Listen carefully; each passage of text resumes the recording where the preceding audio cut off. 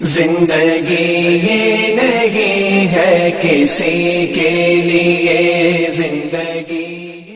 अल-फातिहा अला हज़रत नबी सल्लल्लाहु अलैहि वसल्लम।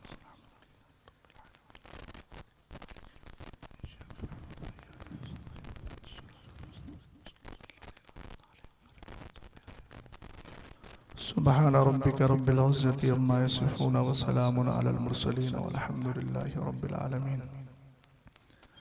मिंबर रसूल पर तशरीफ़ फरमा पासबानी मसलक आला हज़रत खलीफा सरकारी ताज शरीयत हज़रत अल्लामा मौलाना मुफ्ती शहरियार खान साहब क़िबला व दीगर अरबाब मिल्लत, हाज़रीन मजलिस, घरों में बैठ कर सुनने वाली पर्दा नशीं माँ और बहनों, अस्सलामु अलैकुम व रहमतुल्लाहि ताला व बरकातुहू। अल्हम्दुलिल्लाह अल्हम्दुलिल्लाहिल्लज़ी खलक़स-सुफ़ला वल-उला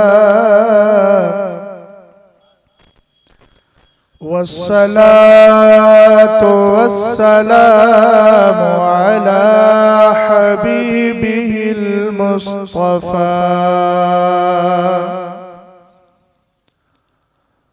व अला आलिहि व अस्हाबिहि व अहलि बैतिहि व उलमाए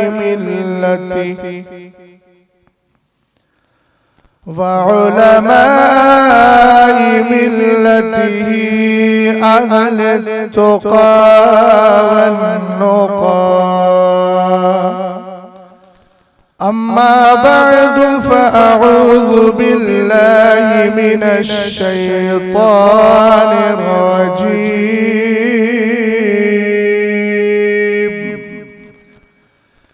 बिस्मिल्लाहिर रहमानिर रहीम।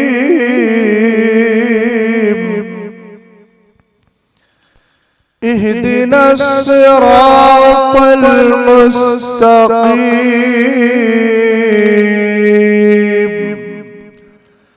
सिरातल लज़ीना अनअमता अलैहिम गैरिल मग़ज़ूबि अलैहिम वलद्दाल्लीन।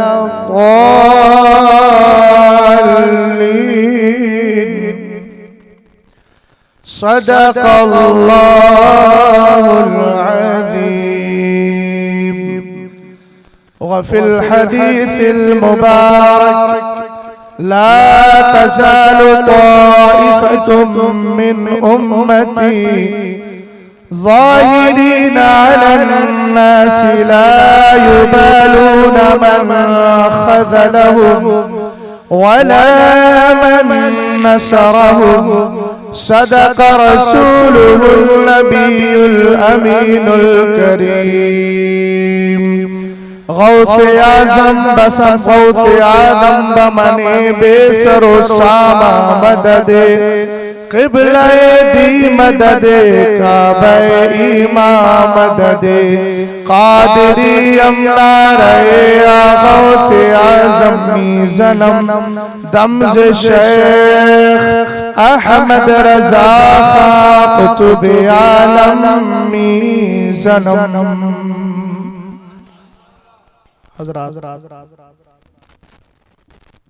काफ़ी देर से आप तशरीफ़ फरमा है, ना तो मनक़बत और बिलखुसूस मुफ्ती साहब क़िबला की आपने गुफ्तगू समात की, बड़ी शानदार और इस्लाही गुफ्तगू समात कर रहे थे कुरान व हदीस की रोशनी में। रब्बे क़दीर से दुआ गो हूँ मौला ताला हज़रत के कलिमात को अपनी बारगाह में कबूल फरमाए और हम सबको नेक आमाल की तौफीक बख्शे। मुझे जो उन्वान दिया गया है वो तक़लीद शख्सी और रफ़े यदैन। कोशिश करूंगा इंशाअल्लाह कुछ देर इस पर गुफ्तगू करूं। वक्त चूँकि काफ़ी हो गया है, मगर ये कि अगर आप जवान हैं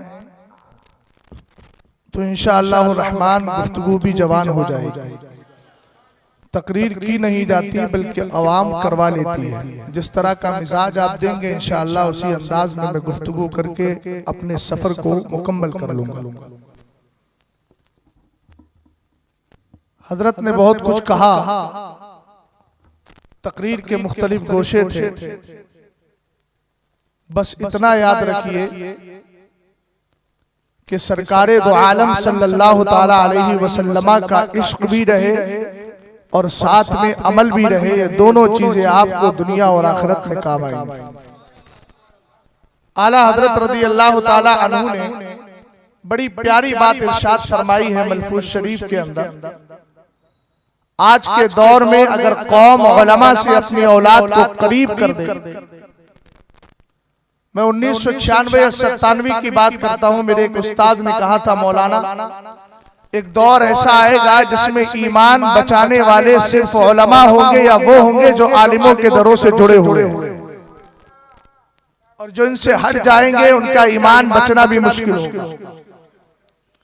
हजरत अब्दुल्ला इब्ने अब्बास रज़ी अल्लाह ताला अन्हुमा सरकार के सहाबी हैं, हिब्रुल उम्मा का लक़ब है, आलिम कुरान है, मुफस्सिर कुरान है, सरकारे दो आलम हद दर्जा प्यार करते हैं। अहले बैत में मेरे नबी ने उनको शामिल भी फरमाया। आलम यह था कि सरकार के सहाबी हजरत ज़ैद इब्ने साबित रज़ी अल्लाह ताला अन्हु के यहाँ पढ़ने जाते थे। कभी कभी ऐसा होता कि हजरत ज़ैद इब्ने साबित घर के अंदर तशरीफ फरमा होते, आप जाके दरवाजा नहीं खटखटाते बल्कि चौखट पे जाकर लेट जाया करते थे। सरकार के सगे चचाजाद भाई हैं, उधर सहाबी रसूल है, इधर मुस्तफा करीम अलैहिस्सलाम के सगे चचाजाद भाई। रिश्ता कितना प्यारा है। आका करीम अलैहिस्सलाम ने अहले बैत में शामिल भी फरमा लिया है।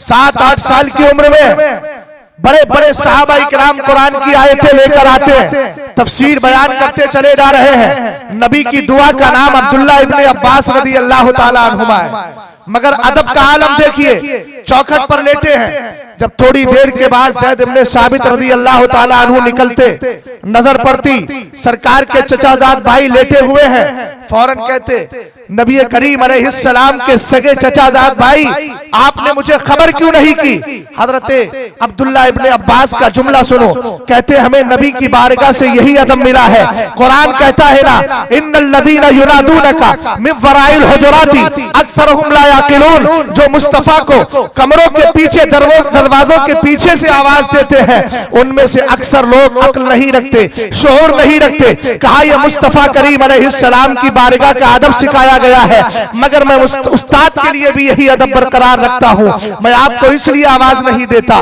एक दिन आप जा रहे थे, हजरत ज़ैद इब्ने साबित घोड़े पर सवार है, आप आए, आने के बाद रकात को थाम लिया। थामने के बाद हजरत ज़ैद इब्ने साबित ने कहा, आप क्या कर रहे हैं? सरकार के चचाजाद भाई है, इतनी पाकीज़ा निस्बत है, मगर आपने मेरी रकात को थाम क्यों लिया है? कहने लगे, सरकार की बारगाह से यही अदब मिला है। मगर कुर्बान जाए सहाबी के अमल पर हजरत ज़ैद इब्ने साबित नीचे उतरते हैं, उतरने के बाद हाथ को थामते हैं, बोसा देके कहते हैं, तुम्हें ये अदब मिला है, हमें ये अदब मिला है। जब ये तवाज़ुन बरकरार रहता है, कसम खुदा की ना अहले सुन्नत में इख्तिलाफ होता है। मैं ये जुमला बार बार कहता हूँ, जिस दिन सादात आलिमों के हाथ चूमना शुरू कर दे और जिस दिन आलिम सादात के हाथ चूमते रहे, उस वक्त इंशाअल्लाहुर रहमान हमारे इस माशरे के अंदर, हमारे इस मसलक के अंदर कोई इख्तिलाफ नहीं होगा। और जिस दिन हमारी कौम ये समझ लेगी कि दुनिया के कैरेक्टर और दुनिया के डायरेक्टरों के करीब जाकर अपने बच्चों को पेश करना हमारे लिए तबाही का जरिया है, और आलिमों के पास लाकर इस्लाम का नमूना जो है, इस्लाम सरकार की शरीयत को आगे बढ़ाने वाली जो कौम है, इसके जब करीब लेकर के आएंगे, इस्लाम बच जाएगा। उसके बाद इंशाअल्लाहुर रहमान ना हमारे घरों से कोई बच्ची भागेगी, ना हमारा कोई बच्चा बदकिरदार होगा, बल्कि सबका आलम ये होगा, सच्चे गुलामे साबिरे पाक पैदा होते नजर आए। यही मिजाज रखिए। बस अल्लाह ताला की बारगाह में दुआ है कि मौला ताला मुझे भी अमल की तौफीक दे, आपको भी अमल की तौफीक दे। बस बेदारी के साथ नबी आले नबी पर दुरूद और सलाम पढ़ लीजिए ताकि सफर का आगाज कर दूं। अल्लाह रब्बु मुहम्मदिन सल्लल्लाहु अलैहि वसल्लम नहनु इबादु मुहम्मदिन सल्लल्लाहु अलैहि वसल्लम सलातु व सलामन अलैका या रसूल अल्लाह सल्लल्लाहु ताला अलैहि वसल्लम। आदत बनाइए नबी करीम अलैहि सलाम पर दुरूद व सलाम की। जब वक्त मिले नबी पर दुरूद व सलाम पढ़ते रहा करें। गाने तराने दुनिया के कुछ नहीं, नगमे छोड़िए, जबानों पर मुस्तफा करीम अलैहि सलाम की मधो सताइश लाइए और रात को सोते वक्त आका करीम की बारगाह में दुरूद व सलाम पढ़ करके सो जाइए। आला हजरत से पूछा गया, मेरे इमाम ये बताइए नबी का अगर दीदार करना चाहते हैं तो क्या करें? आपने फरमाया सोते वक्त दुरूद व सलाम पढ़ा करो। आला हजरत एक मकाम पर इरशाद फरमाते हैं, रसूल करीम अलैहिस्सलाम का इश्क पैदा करना है, तीन चीजों में से एक चीज जरूर किया करो। नबी पर कसरत के साथ दुरूद व सलाम पढ़ा करो, कुरान की कसरत के साथ तिलावत किया करो। रसूल करीम अलैहिस्सलाम के लिए अच्छा सरकार अलैहिस्सलाम की नाते पाक अच्छी आवाज में सुन लिया करो। ये तीन काम ऐसे हैं जो तुम्हारे अंदर इसके मुस्तफा को पैदा फरमा। लेकिन यह एक जुमला मैं ये बोलकर बात को आगे बढ़ाता हूं। कुछ ऐसे होते हैं नात पढ़ने का शौक होता है मगर आवाज नहीं होती।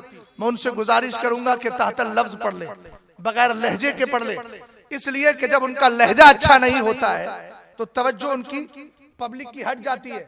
हजरत मौलाना जलालुद्दीन रूमी मसनबी शरीफ में एक वाकया जिक्र करते हैं। एक काफिला जा रहा था हज करने के लिए, नमाज़े फज्र का वक्त हुआ, ये रुक गए, रात को वही पड़ाव डाल दिया। फज्र की अजान किसी ने दे दी, बड़ा भूंडी आवाज थी उसकी। सुबह को एक यहूदी आया, आने के बाद कहने लगा अजान किसने दी है? मुअज्जिन साहब सब समझने लगे कि शायद मेरी तारीफ होगी, मैंने किया है ये काम।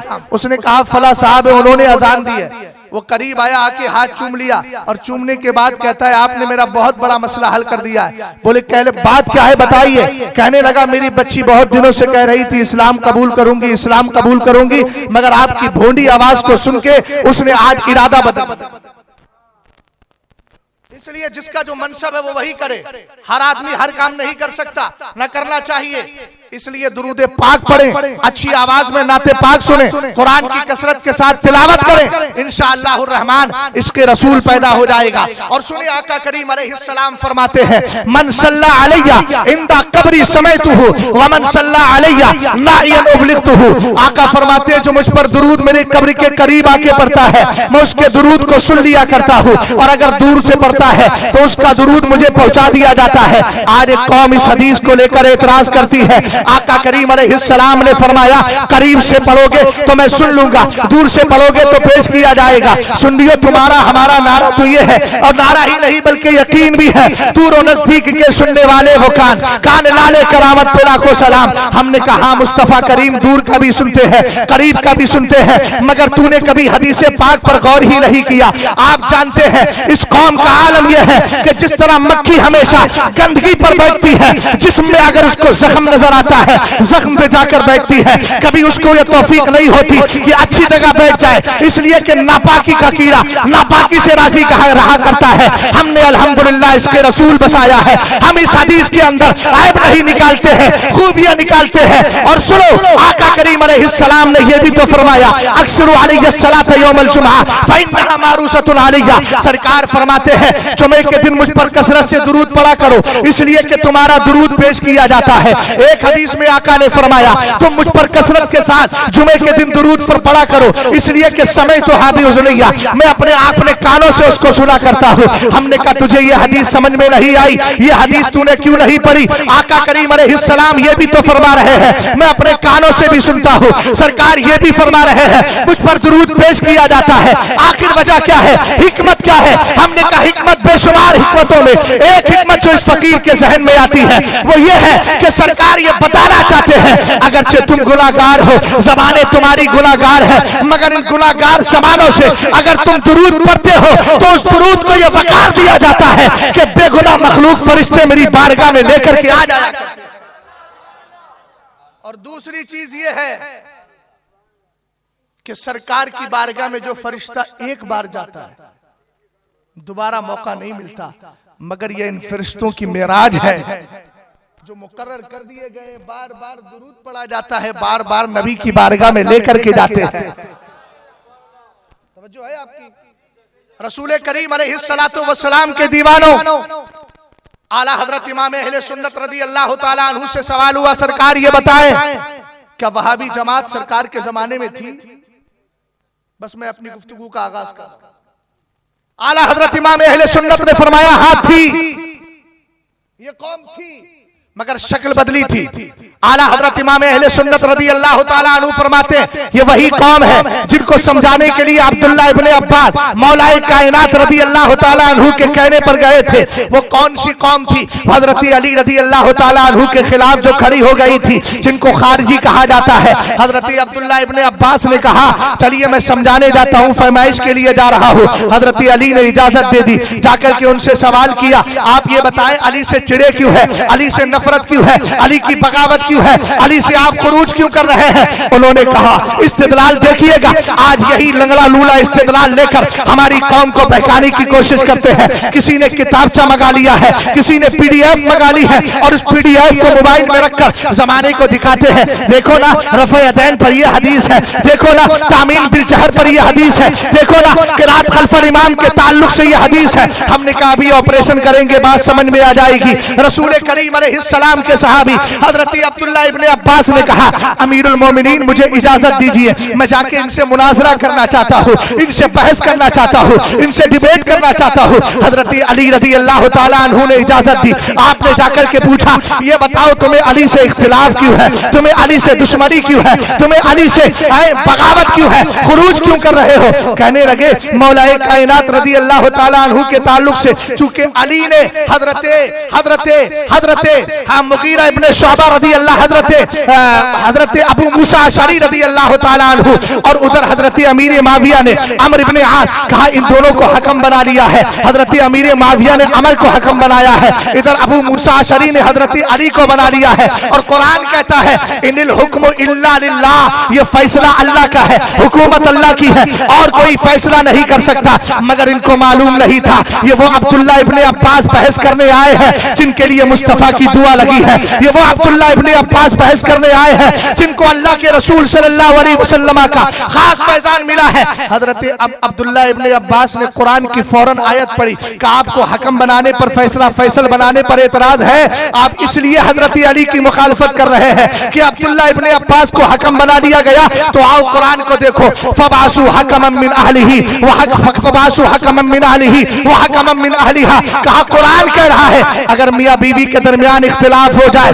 शौहर कुछ कह रहा है, बीवी कुछ कह रही है, बात बन नहीं रही है, इत्तिहाद पैदा नहीं हो रहा है, तो फरमाया एक फैसल शौहर की तरफ से होगा, एक फैसल किसकी तरफ से होगा? औरत की तरफ से होगा। जब कुरान की आयत करीमा पड़ी थी, याद रखिएगा आला हजरत इमाम अहले सुन्नत का एक जुमला कोट कर देता हूँ, मेरे सहनो दिमाग में आ रहा है। मेरे इमाम ने फरमाया था जो दूसरों के बोल काम नहीं करते हैं वो बुजुर्गों के बोल काम कर दिया करते हैं। आपको मालूम है आला हजरत इमाम अहले सुन्नत रदी अल्लाह ताला अन्हु फरमाते हैं जब अब्दुल्लाह इब्ने अब्बास ने कुरान की आयत पढ़ी कि तुम अली से इसलिए चिढ़ रहे हो, इस्तिदलाल देखिएगा।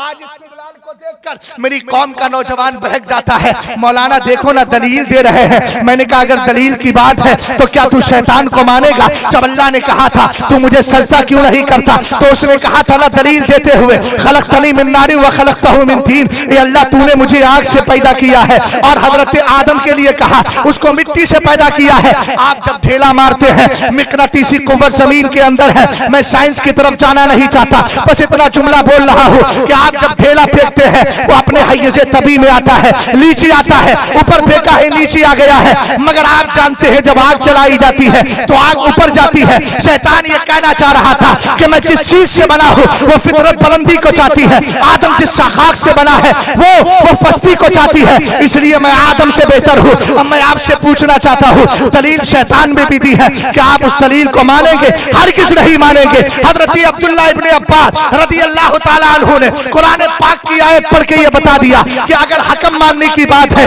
तो कुरान की इस आयत पर आप क्या कहेंगे? हजरत अब्दुल्लाह इब्ने अब्बास की इस तफसील को सुनकर, इस दलील को सुनकर आला हजरत फरमाते 5000 लोगों ने दोबारा इस्लाम का दामन थाम लिया, लेकिन 5000 ऐसे थे जो अब भी जुड़े रहे। खतमल्लाहु अला कुलूबिहिम व अला समइहिम। तवज्जो है। सरकार आला हजरत रदी अल्लाह ताला अन्हु फरमाते हैं सरकार से पूछा गया उनकी निशानी क्या है, उनकी पहचान क्या है? आज देख लीजिएगा गिरदो नवा में आपको अलामतें मिल जाएंगी, पहचाने मिल जाएंगी, निशानियां मिल जाएंगी। सरकार आला हजरत रज़ी अल्लाह तआला अन्हु हदीस की रोशनी में लिखते हैं, सरकार ने इरशाद फरमाया तहक़िरूना सलातकुम मआ सलातिहिम, कहा उनके चेहरों पर आप देखना निशान होते हैं, इबादतें करते हैं, इतनी इबादतें करते हैं, तहक़िरूना सलातकुम मआ सलातिहिम, कि तुम्हें उनकी नमाजों के सामने अपनी नमाजें हेच लगेगी। आगे फरमाया वसियामकुम मआ सियामिहिम, तुम्हें अपने रोजे उनके रोजों के सामने कुछ नहीं लगेंगे। आगे नबी करीम अलैहिस्सलाम ने इरशाद फरमाया व अमालकुम मा अमालिहिम, उनके अमाल के सामने तुम अपने अमल को कुछ नहीं कर डालोगे। मगर आका करीम अलैहिस्सलाम ने फैसला भी फरमा दिया है, कहा यक़रऊनल कुराना ला युजाविज़ु तराक़ियहुम, कुरान पढ़ेंगे मगर हल्क से नहीं उतरेगा। देखो ना सऊदिया में कितना अच्छा कुरान पढ़ा जाता है। इत्तख़ज़ू लहजतल अरब, सरकार ने कहा अरबों का लहजा इख्तियार करो, कितना प्यारे अंदाज में कुरान पढ़ा जाता है। मगर ये वही मिंबर है जहां पर इज्जत रसूल सल्लल्लाहु अलैहि वसल्लम के खिलाफ बोली जाती है, जहां ईसाइयों और यहूदियों को खुश करने के लिए खुतबे दिए जाते हैं, जहां फिलिस्तीन का मुसलमान नजर नहीं आता, अगर उनको नजर आता है तो वही दिरहम और दीनार नजर आता है। रसूल करीम अलैहिस्सलाम ने क्या इरशाद फरमाया यक़रऊनल कुराना ला युजाविज़ु तराक़ियहुम, कुरान पढ़ेंगे मगर इनके हल्क से नहीं उतरेगा। आगे मेरे नबी अलैहिस्सलाम इरशाद फरमाते हैं यमरुकूना मिनत्तीरी कमा यमरुकुस सहमु मिनर रमीयती, सरकार फरमाते वो तीन से ऐसे निकल जाएंगे जैसे तीर कमान से निकल जाए। तवज्जो है। अब इनका सबसे बड़ा एतराज ये रहता है तकलीद शख्सी क्यों करते हो, नबी की मानो, आप इमाम की मानते हो, नबी की नहीं मानते। हमने कहा जरा आप कुरान को देख लेते हैं, कुरान में एक आयत नहीं बेशुमार आयतें हैं। कुरान फरमाता है या अय्युहल्लज़ीना आमनू अतीउल्लाह व अतीउर रसूल व उलिल अम्रि मिनकुम, कुरान कहता है ईमान वालों इताअत करो, फरमाबरदारी करो, मानो किसकी बात मानो, अल्लाह की मानो, रसूलुल्लाह की मानो, उलिल अम्रि और हुकूमत वालों की मानो। कुरान ने आगे इरशाद फरमाया फ़इन तनाज़अतुम फी शैइन फरद्दूहु इलल्लाहि व रसूली, कहा इलल्लाहि व रसूली इन कुंतुम तुमिनूना बिल्लाहि वल यौमिल आखिर ज़ालिका खैरुन व अहसनु तावीला। कुरान कहता है याद रखो अगर तुम्हारा किसी मसले में इख्तिलाफ हो जाए, अगर किसी मसले में बहस हो जाए तो तुम्हें आपस में कुछ नहीं करना है, बल्कि उस मामले को पेश करना है अल्लाह और रसूल की बारगाह में। अगर तुम अल्लाह पर और कयामत पर ईमान रखने वाले हो, अगर ऐसा करते हो, अगर ऐसा करते हो तो याद रखना तुम्हारा अंजाम बहुत अच्छा होगा। मैं आपसे पूछना चाहता हूँ कुरान ने तीन चीजों का हुक्म दिया, ईमान वालों अल्लाह की मानो, रसूलुल्लाह की मानो, व उलिल अम्री मिनकुम। ये अहले हुकूमत कौन है? इसके लिए हजरत अब्दुल्लाह इब्ने अब्बास, हजरत मुजाहिद, हजरत हसन, हजरत अता सब एक जबान होकर कहते हैं उलुल फिक्ही वल इल्मी। इससे मुराद फकीह है, इससे मुराद इल्म वाले हैं। और आगे बढ़िए, कुरान पाक की यही आयत करीमा, कुरान ने क्या कहा फ़इन तनाज़अतुम फी शैइन फरुद्दू इलल्लाहि व रसूली, कहा अगर तुम्हें किसी मसले में इख्तिलाफ हो जाए तो अल्लाह और उसके रसूल की तरफ उसको फेरना है। इसके बारे में हजरत इमाम अबू बकर जस्सास बड़ी प्यारी बात इरशाद फरमाते हैं। वो कहते हैं लोगों अगर तुम्हारे दरमियान इख्तिलाफ हो जाए तो तुम्हें करना क्या है? फरमाया तुम्हें करना यह है कि इल्म वालों की बारगाह में अपने मसले को पेश कर देना है।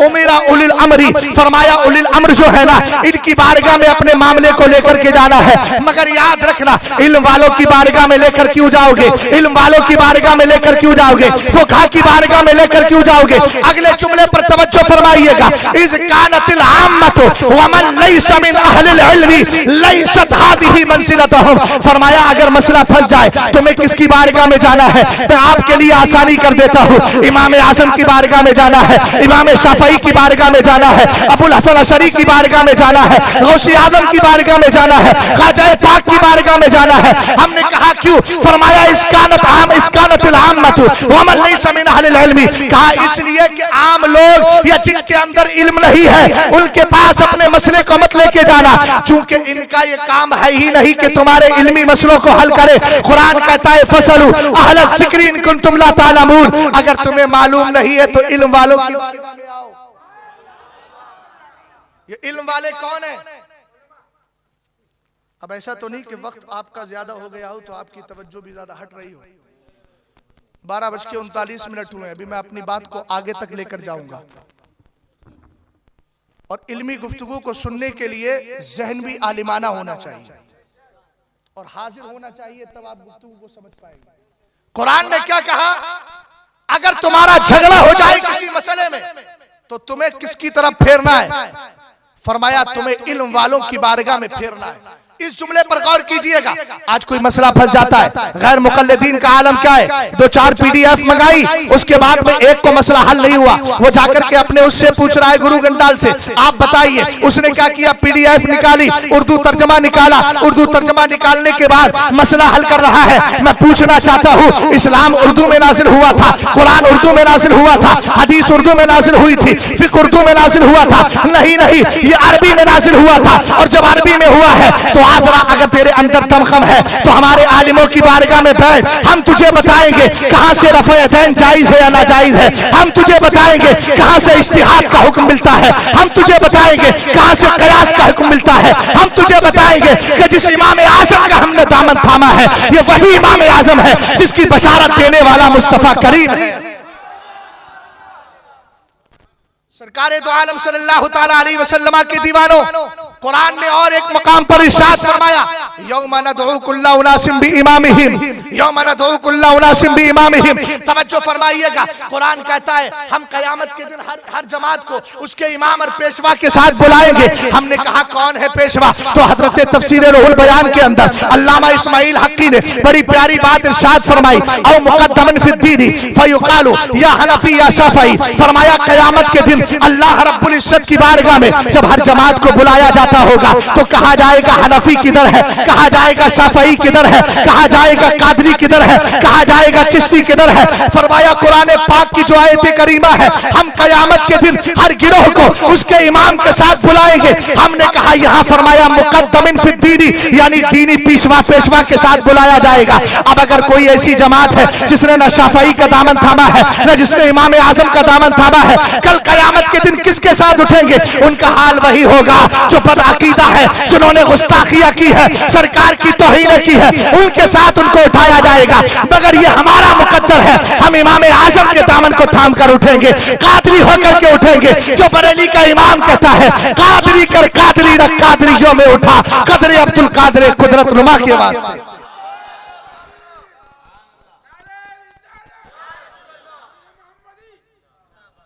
मोहब्बत से बोलिए सुभान अल्लाह और प्यार से बोलिए सुभान अल्लाह। तवज्जो है, अल्लाह ने कुरान में क्या इरशाद फरमाया, फस्अलू अहल ज़िक्रि इन कुंतुम ला तालमून। एक बात मुझे बताइए, एक आदमी पिंचर जोड़ने वाला होता है, पिंचर समझते हैं आप? आपने अपने बच्चे को पिंचर जोड़ने के लिए लगाया, तो क्या किसी के अंदर इतनी हिम्मत है कि आज ही बैठा और पिंचर जोड़ने लगे? डॉक्टर के पास जाते हैं, आप अपने बच्चे को भेजते हैं डॉक्टर के पास, तो क्या कोई बच्चा फौरन जाकर के इंजेक्शन लगाने लगता है, मेडिसिन देने लगता है?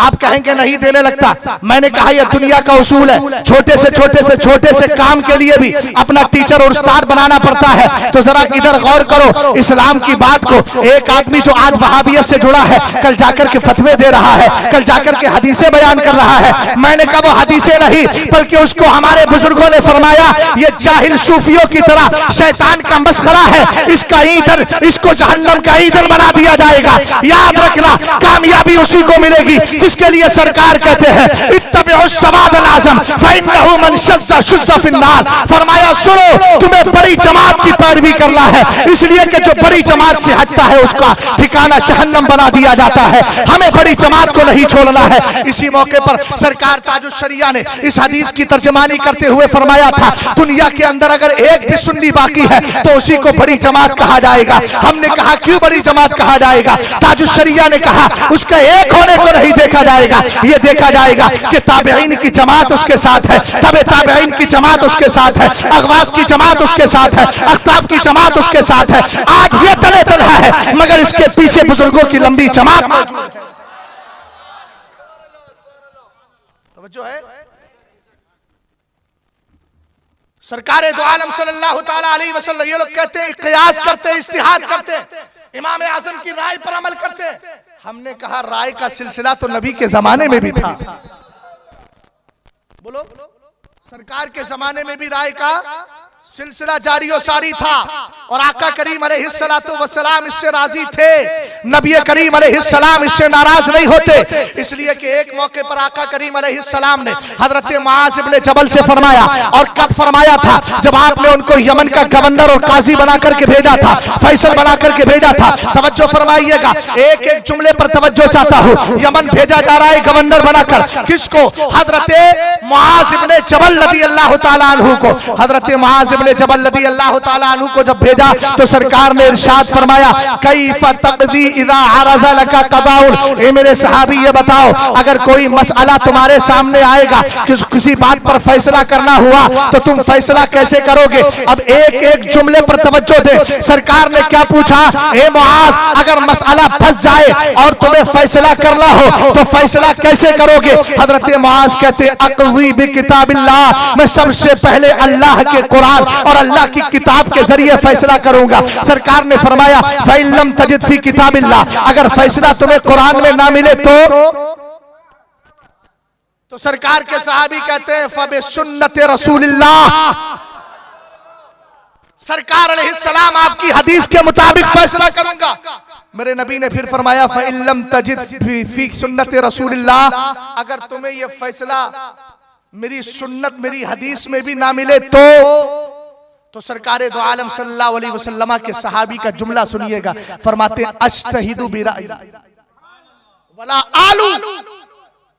सरकार अलैहिस्सलाम के सहाबी ने कहा, अगर मुझे कुरान में मसला नहीं मिलेगा, हालांकि कुरान तिबयानन लिकुल्लि शै है, हर चीज का रोशन बयान है। आप जानते हैं समंदर के अंदर मोती है कि नहीं? कौन नहीं जानता है? सब जानते हैं। अल्लाह ने मोती और दुरर को पैदा किया है, मगर है किसी के अंदर ये ताकत कि डुबकी लगाए हीरे और मोती निकाल ले? आप कहेंगे नहीं नहीं, जो गोताखोर है वही निकालेगा, जिसको निकालना है वही निकालेगा। हमने कहा कुरान में सब कुछ मौजूद है। कुरान तो खुद कहता है ना, है तिबयानन लिकुल्लि शै, कुरान हर चीज का रोशन बयान है। कुरान में खुशकोतर भी है, मगर हर एक के पास अकल नहीं होती, हर एक के पास वो दलाई नहीं होती। हजरत मुआज इब्ने जबल रदियल्लाहु ताला अन्हु कहते, आका अगर कुरान में नहीं मिलेगा आपकी हदीस में देखूंगा। अगर हदीस में नहीं मिला तो सरकार अलैहिस्सलाम के सहाबी ने कहा, अज्तहिदु बिराई, सरकार मैं अपनी राय से फैसला दूंगा। अब यहाँ राय की बात आई है, जो मेरे सहन में आएगी, जो मेरे दिलो दिमाग में आएगी राय, मैंने कहा वो राय नहीं, बल्कि राय का मतलब यहाँ यह है कि कुरान और हदीस का फैसला होगा, कुरान का उसूल होगा, कुरान का साब्ता होगा, कुरान का आईन होगा। अगरचे हुक्म वहां क्लियर नहीं है, मगर कुरान का आईन है, कुरान का उसूल और साब्ता है, क्या उस साब्ते को सामने रखूंगा, फैसला करता चला जाऊंगा। अब यहाँ कोई कह सकता था कि इमाम आजम अबू हनीफा पर जो इतराज करते हैं, मैं इन लोगों से पूछना चाहता हूँ, पूछने वाले सरकार है, जवाब देने वाले सहाबी है, तो सरकार को यह कहना चाहिए था, अरे तुम अपने राय से मशवरा, अपने मशवरे से फैसला करोगे, अपने राय से फैसला करोगे, किस तरह की बात कर रहे हो? हजरत मुआज को डांटते, सरकार ज़ज्र तौबीक करते, मगर कुर्बान जाए हजरत मुआज इब्ने जबल की जिंदगी पर सरकार ने उनको तमगा अता फरमाया। और आने कयामत तक आने वाली इस वहाबियत और गैर मुक़ल्लिदियत के चेहरे पर इस हदीस के जरिए जबरदस्त तमाचा लगा दिया, ताकि इनकी बोलियां बंद हो जाए। ये इमाम शाफई के खिलाफ न भौंके, इमाम आजम के खिलाफ न भौंके, अइम्मा इज्तिहाद के खिलाफ न भौंके। सरकार के सहाबी कहते हैं, अज्तहिदु बिराई, सरकार में राय से फैसला करूंगा, और राय देने में फला आलू, सुस्ती भी नहीं करूंगा। कुरान में गौर करूंगा, हदीस में गौर करूंगा। गौर करते करते अगर किसी मसले का हुक्म नहीं मिलेगा सरकार, तो फिर मैं कुरान के ज़ाब्ते उसूल को सामने रखकर फैसला दूंगा। हमने कहा यही तो इमाम आजम कर रहे हैं, यही तो इमाम शाफई कर रहे हैं, यही तो इमाम अहमद इब्ने हंबल कर रहे हैं। सरकार दो आलम सल्लल्लाहु अलैहि वसल्लम ने जब ये जवाब सुना था, चूंकि तरबियत मुस्तफा की थी ना, आप अपने बच्चे को तरबियत दे, कुछ देर के बाद बच्चे से सवाल करें, उसका जवाब अच्छा मिल जाता है, उसके रुखसार को चूम लेते हैं, दिल खुश होता है। हमने जो कल्चर दिया था उस कल्चर का रिजल्ट हमारे सामने आ गया है, बच्चा इम्तिहान में पास हो गया है। चूंकि सरकार अलैहिस्सलाम ने उन सहाबाई किराम को परवान चढ़ाया था, कुरान और हदीस को सरकार अलैहिस्सलाम ने अपने सहाबा तक पहुंचाया था। जो जवाब मिला सरकार की मर्जी के मुताबिक, सरकार खुश हो जाते हैं। हदीस के अंदर है, फज़रबा रसूलुल्लाह सल्लल्लाहु तआला अलैहि वसल्लम अला सदरिही, सरकार ने अपना दस्ते पाक हजरत हजरत मुआज इब्ने जबल के सीने पर मार दिया। हमने कहा मारा इसलिए था कि वो अबू हुरैरा है जिन्होंने भूलने की और निसियान की शिकायत की थी। सरकार ने खाली चादर देकर उनके सहन का इलाज कर दिया था, निसियान को दूर कर दिया था। यहाँ मुआज इब्ने जबल के सीने पर हाथ मारकर सरकार दो आलम ने उनके सीने को मार्फत का गंजीरा बना दिया। तो जो है जब वक्त ज्यादा हो जाता है तो जहन काम नहीं करता, डिस्टर्ब होने लगता है, समझ गए ना। कई दिन हो गए सही से नींद नहीं हो पाती है, लेकिन याद रखो कि जिसका जिक्र कर रहा हूं वो मुझसे बुलवा रहा है और आपको सुना रहा है। हजरत मुआज इब्ने जबल ने क्या कहा, लगाओ फतवा। यहां सरकार के सहाबी करे अस्तहीदु बिराई फजरबा रसूलुल्लाह सल्लल्लाहु अलैहि वसल्लम अला सदरी, सरकार ने यूं हाथ मारा और मारने के बाद मेरे नबी ने क्या कहा, अल्हम्दुलिल्लाहिल्लज़ी वफ़्फ़क़ा रसूला रसूलिल्लाहि लिमा यरदा बिही रसूलुल्लाह सल्लल्लाहु तआला अलैहि वसल्लम। मैं जिस माहौल में गुफ्तगू करता हूं वो माहौल बनाइए। सरकार दो आलम सल्लल्लाहु अलैहि वसल्लम कहते हैं अल्लाह का शुक्र है कि अल्लाह ने मुस्तफा के भेजे हुए सहाबी को उस बात की तौफीक दे दी जिससे मुस्तफा राजी है, जिससे मुस्तफा राजी है। उठाइए तबकाते इब्ने साद को, हजरत अबू बकर सिद्दीक अकबर रदी अल्लाह ताला अन्हु, जिनके लिए हजरत अल्लामा जलालुद्दीन सुयूती कहते आलमुस सहाबा, सहाबा इकराम में सबसे ज्यादा इल्म अगर किसी को है तो अबू बकर सिद्दीक अकबर रदी अल्लाह ताला अन्हु को है। उनके लिए उनसे पूछा गया सरकार आप फैसला कैसे करेंगे, हजरत अबू बकर कहते हैं मैं कुरान से फैसला करूंगा, उसके बाद हदीस मुस्तफा से करूंगा। आपका भी जुमला सुनिएगा, आप फरमाते सुम्मा अस्तहीदु बिराई, फिर मैं अपने राय से फैसला दूंगा। सुभान अल्लाह, ये खलीफा वक्त बोल रहे हैं, खलीफा अव्वल बोल रहे हैं, यारे आरे मुस्तफा बोल रहे हैं, जिनसे मेरे नबी ने फरमाया था लम यारिफनी हकीकतन गैर रब्बी। ए अबू बकर याद रखो मेरे रब के अलावा मेरी हकीकत को किसी ने नहीं पहचाना है। ये अबू बकर सिद्दीक अकबर कहते हैं। अब आइए उमर फारूक आदम से पूछते हैं आप कैसे फैसला करेंगे। हजरत उमर कहते हैं हाजा राय उमर, ये उमर भी राय से फैसला करेगा। मौला कायनात से पूछते हैं जिनके लिए सरकार ने कहा था अना मदीनतुल इल्मी व अलीयुन बाबुहा, मैं इल्म का शहर हूं, अली उसका दरवाजा है। हजरत अली से पूछा गया आप फरमाते अहकुमु बिकिताबिल्लाहि व बिसुन्नति रसूलिल्लाह सुम्मा अस्तहीदु बिराई, फरमाया फैसले के लिए पहले कुरान को सामने लाऊंगा, फिर हदीस मुस्तफा को लाऊंगा, और जब इनमें मुझे हुक्म नहीं मिलेगा तो अपने इज्तिहाद से काम करूंगा। हो गई 4 सनदे, बोलो बोलो 4 सनदे हो गई।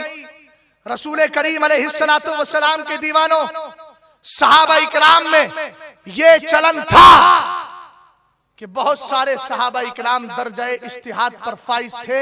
जब मसला हल नहीं होता था तो कुरान और हदीस से उस मसले को निकाल लिया। हजरत मौलाए कायनात रदी अल्लाह ताला अन्हु से एक दिन किसी ने सवाल किया मौलाए कायनात कुरान के अलावा भी आपके पास कुछ है? तो मौलाए कायनात ने फरमाया मा इंदना इल्ला मा फिल कुरानी इल्ला फहमन युअता रजुलन। फरमाया सुनो फी किताबिल्लाह, फरमाया सुनो हमारे पास कुरान तो है मगर कुरान के साथ वो सूझबूझ भी है जो अल्लाह ताला फकीहों को अता फरमाया करता है, जिसको पढ़ने के बाद हम कुरान से मसले निकाल लिया करते हैं, जिसको पढ़ने के बाद हम अल्हम्दुलिल्लाह कुरान से और हदीस से मसले निकाल लिया करते हैं। आइए जरा इसी तनाजुर में चलते हैं। कुछ लोग कहते हैं ना इमाम आजम कयास करते थे, इमाम आजम इज्तिहाद और कयास के जरिए काम करते थे, हदीस मुस्तफा को सामने नहीं रखते थे। हमने कहा आओ इमाम आजम से पूछ लेते हैं। खलीफा वक्त जिसका नाम अबू जाफर मंसूर है, एक दिन इमाम आजम के पास खत लिखता है और खत लिखने के बाद कहता है मैंने सुना है आप हदीस को छोड़ के कयास से काम चलाते हैं। इमाम आजम अबू हनीफा रदी अल्लाह ताला अन्हु ने उसको जवाब दिया खलीफा को, और जवाब देते हुए आपने अल्फाज का इस्तेमाल किए।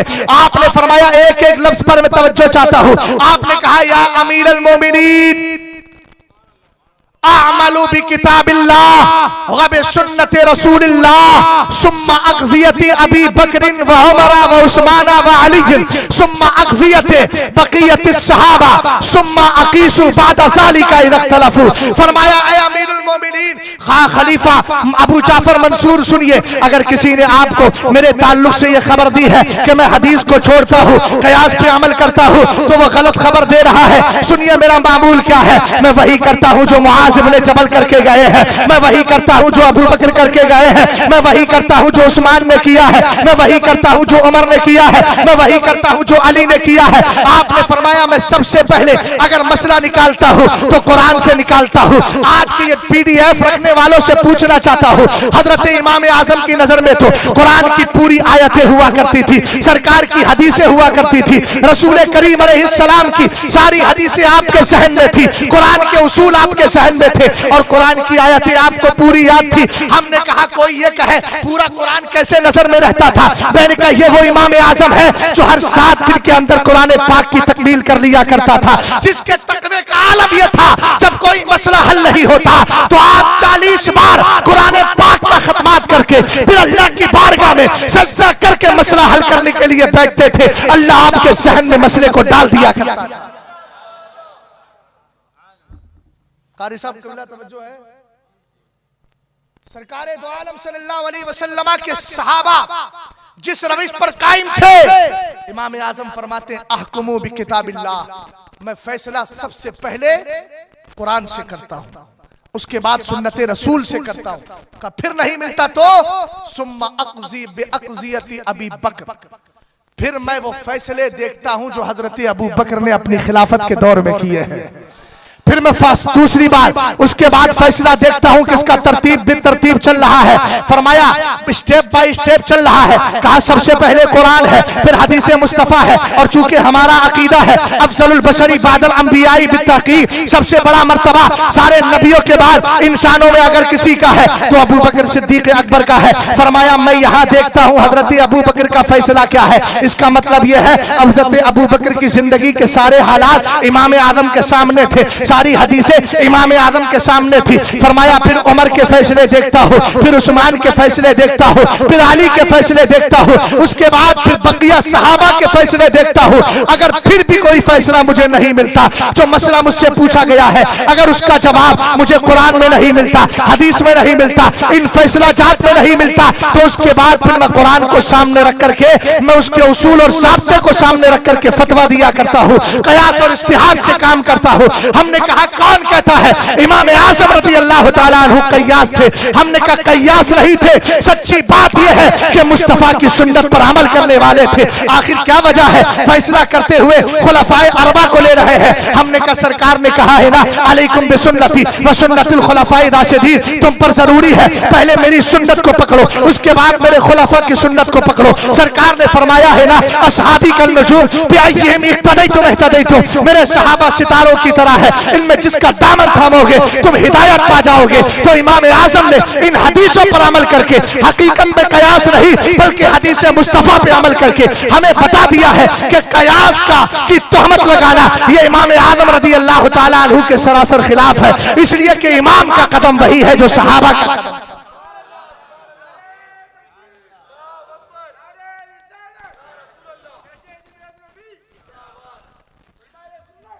हजरत इमाम आज़म रज़ी अल्लाह ताला अन्हु की हदीस तानी की एक झलकी मैं आपको दिखा दूं, कहां तक नजर पहुंचती थी इमाम आज़म की। आज तोहमत लगाई जाती, 7 हदीसें याद थी। मैंने कहा पागल, मुस्नद इमाम आज़म पढ़ ले, 700 हदीसें तो उसी में मज़कूर है, मुस्नद इमाम आज़म।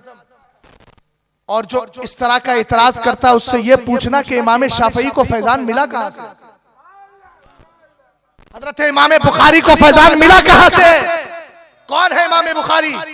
ये शागिर्द है हजरत मक्की इब्ने इब्राहिम के, और मक्की इब्ने इब्राहिम वो हैं जिन्होंने 11 साल इमाम आजम की बारगाह में रहकर के इल्म हासिल किया है। तवज्जो फरमाइएगा, खलीफा वक्त है अबू जाफर मंसूर। अहले मौसिल एक जगह है, मौसिल एक जगह थी, वहां के बसने वाले लोगों से इख्तिलाफ हो गया, उन्होंने बगावत की। खलीफा मंसूर ने कहा अगर तुम बगावत करोगे तो याद रखना माने नहीं तो मैं तुम्हें कत्ल कर दूंगा। मुआहदा तैयार हो गया, लिख दिया गया अगर हम दोबारा तुम्हारी बगावत करते हैं तो आप हमें कत्ल कर देना। और सरकार की एक हदीस है अल मोमिनून अक़्दु शुरूतिहिम, सरकार ने इरशाद फरमाया ईमान वाला अपनी शर्तों का पाबंद होता है। जो शर्त लगाएगा उस पर अमल करना जरूरी है, जो पाकीज़ा शर्त लगाई है अमल करना जरूरी है। मगर हुआ ये अहले मोहसिन ने दोबारा मुखालफत कर दी, किसकी? खलीफाए वक्त मंसूर की मुखालफत की। इसने अपनी फौज को भेज दिया और भेजने के बाद ही कहता उनको कत्ल कर दो, इसलिए कि मुआहदे में लिखा हुआ था अगर दोबारा बगावत करेंगे तो फिर ऐसी सूरत में उनको कत्ल कर दिया जाएगा। मगर उसके जहन में ख्याल आया चलो उलमा से पहले मालूम कर लेते हैं। सारे उलमा को जमा किया गया और जमा करने के बाद उसने सवाल किया कि ये बताइए अहले मोहसिन ने दोबारा बगावत की है, इनको कत्ल किया जाए कि ना किया जाए? एक आलिम साहब खड़े हुए कहने लगे सरकार की हदीस है ना अल मोमिनून अक़्दु शुरूतिहिम, फरमाया ईमान वाले अपनी शर्तों के पाबंद होते हैं। उन्होंने शर्त लगाई थी कि अगर हम तुम्हारी बगावत करें हमें कत्ल कर देना, लिहाजा तुम्हारे लिए कत्ल करना जायज है। हजरत इमाम आजम बैठे हैं, अभी कोई जवाब नहीं दिया है। इमाम आजम अबू हनीफा रदी अल्लाह ताला अन्हु ने आलिम का फतवा सुन लिया, लोगों के फतवे सुन लिए। उसके बाद अबू जाफर मंसूर कहने लगा ए इमाम आप भी तो कुछ बताइए। हजरत इमाम आजम अबू हनीफा रदी अल्लाह ताला अन्हु ने कहा मेरे नजदीक कत्ल करना जायज नहीं, और जायज कत्ल करना तो छोड़िए ये शर्त लगाना भी जायज नहीं थी। हमने कहा कैसे? कहा सरकार ने अगरचे हदीस में फरमाया है अल मोमिनून अक़्दु शुरूतिहिम, ये आपने सहन में रख लिया कि ईमान वाला अपनी शर्त का पाबंद होता है, मगर ये भी तो सहन में रखना चाहिए। सरकार फरमाते हैं ला यहिल्लु, हजरत उम्मुल मोमिनीन इस हदीस की राविया है। अब इमाम आजम का तफक्को देखिएगा, इमाम आजम का इल्म देखिएगा, इमाम आजम की हदीस तानी देखिएगा। मेरे इमाम फौरन हदीस पढ़ते हैं। सरकार ने इरशाद फरमाया ला यहिल्लु दमु इम्राइन मुस्लिमीन, सरकार फरमाते किसी मुसलमान को कत्ल करना जायज नहीं है, किसी मुसलमान का खून बहाना हलाल नहीं है। फरमाया इल्ला रजुलन सना बादा हिसानिही, हाँ 3 लोगों का खून बहाया जा सकता है। अगर मुसलमान है कलमा पढ़ लिया है फिर भी उनको कत्ल किया जाएगा। सिर्फ 3 मुसलमान कत्ल करने के लायक है और कोई नहीं। कहा कौन? फरमाया इल्ला रजुलन सना बादा हिसानिही, एक वो शख्स जिसकी शादी हो गई फिर जिना करे। कुरान ने कहा ना अज़्ज़ानियतु वज़्ज़ानी फजलिदू कुल्ला वाहिदिन मिनहुमा मियता जल्दा, ये तो उसके लिए जो गैर शादीशुदा है। लेकिन अगर कोई शादीशुदा है और जिना करता है तो इमाम आजम ने कहा सरकार ने इरशाद फरमाया उसको कत्ल कर दिया जाए। और फरमाया मन कफरा बाद इस्लामिही, दूसरा वो मुसलमान कत्ल किया जाएगा जो मुसलमान था फिर काफिर हो गया, इस्लाम पेश किया जाएगा, मुर्तद बन गया, अगर ना माने तो कत्ल कर दिया जाए। और फरमाया आगे अन्नफ्सु बिन्नफ्सी, कोई मुसलमान है मगर किसी मुसलमान को कत्ल कर दिया तो कुरान कहता है ना व कतबना अलैहिम फिया अन्नन नफ्सा बिन्नफ्सी वल ऐना बिल ऐनी वल अनफा बिल अनफी वल उज़ना बिल उज़नी, फरमाया जान के बदले जान है। इसीलिए हजरत इमाम आजम ने कहा सरकार अलैहिस्सलाम की हदीस बता रही है ईमान वाले को कत्ल करना जायज नहीं, सिर्फ 3 लोग हैं और आपने जो फैसला किया है कि अगर मेरे खिलाफ बगावत करोगे तो तुम्हें कत्ल कर दिया जाएगा, तो तुम्हारा ये मुसलमान ना तो पहली वाली सूरत में है इसने जिना भी नहीं किया है, ना मुर्तद हुआ है, ना इसने किसी को कत्ल किया है। हजरत खलीफा अबू जाफर मंसूर ने हजरत इमाम आजम अबू हनीफा रदी अल्लाह ताला अन्हु के तफक्को को मानते हुए कहा इमाम तुम्हारा जवाब बहुत अच्छा है, तुम्हारी तफक्को बड़ी प्यारी है, मगर क्या इस तरह का फतवा ना दीजिएगा। मगर इमाम आजम अबू हनीफा ने इतने उलमा के बीच सरकार की हदीस को बताकर दुनिया वालों को यह सहन दे दिया है कि इमाम आजम अबू हनीफा यानी अबू हनीफा कयास पर अमल नहीं करता है बल्कि हदीस मुस्तफा पे अमल किया करता है। इसीलिए तो इमाम आदम ने कहा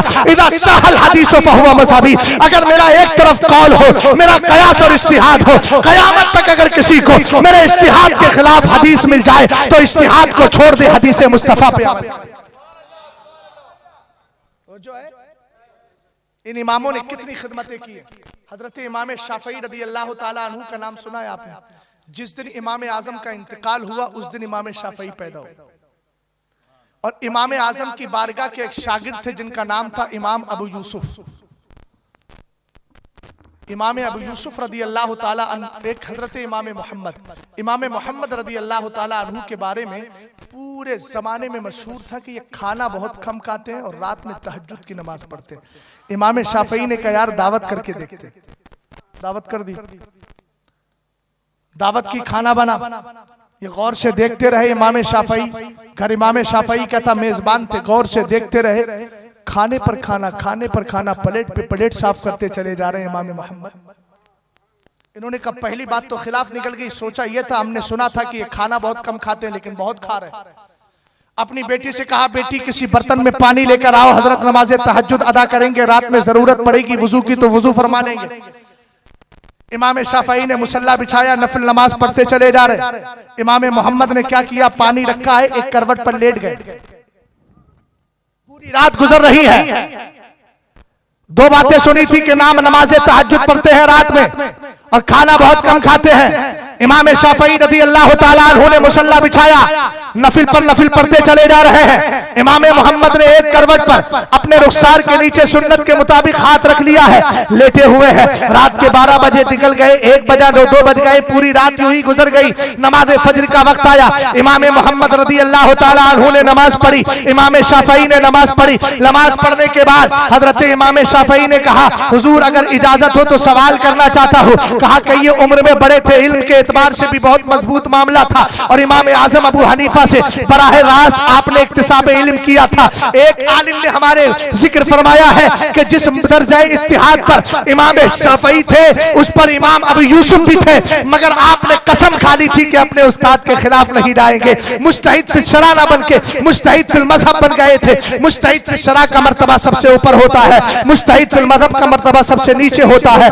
सरकार दो आलम सल्लल्लाहु ताला अलैहि वसल्लम के दीवानों, अपने इमाम की खिदमतें देखो, अपने इमामों की दिनों रात की मेहनत शाक्का को देखो। हजरत इमाम मोहम्मद रज़ी अल्लाह ताला अन्हु से पूछते हैं, सरकार आपने खाना बहुत ज्यादा खाया, मैंने सुना था आप खाना बहुत कम खाते हैं। कहा, हाँ आदत तो यही है, खाना बहुत कम खाता हूँ, मगर मामला यह है कि तुम्हारी बेटी ने मुस्तफा पर दुरूद पढ़ पढ़ के खाना बनाया था, इसलिए उसकी बरकतें मुझे महसूस हो रही थी, लज्जतें। काश मेरे घर की बच्चियां भी जब अपने बच्चों को दूध पिलाएं तो मुस्तफा पर दुरूद पड़े, ताकि बच्चों के अंदर इसके रसूल का रोगन पैदा हो जाए। हजरत बाबा फरीद की माँ, उनके पास मोहल्ले की औरतें आई, कहने लगी कि फरीद की अम्मा तेरा बेटा बहुत अच्छा है, 7-8 साल की उम्र है, रात को मुसल्ला बिछा के नबी पे दुरूद पढ़ता, हमारे बच्चे दिन भर खेल के रात को थक के सो जाते हैं। हजरत बाबा फरीद की अम्मी जान ने जवाब दिया कि इसमें फरीद का कमाल नहीं, मेरा कमाल है। कहा मामला क्या है? कहा मैंने 2 साल तक बच्चे को दूध पिलाया है, मगर कभी बेवजू दूध नहीं पिलाया। हजरत इमाम मोहम्मद रज़ी अल्लाह ताला अन्हु फरमाते हैं, खाना कम खाता था, मगर यहां ज्यादा इसलिए खाया कि लज्जत पे लज्जत महसूस हो रही थी।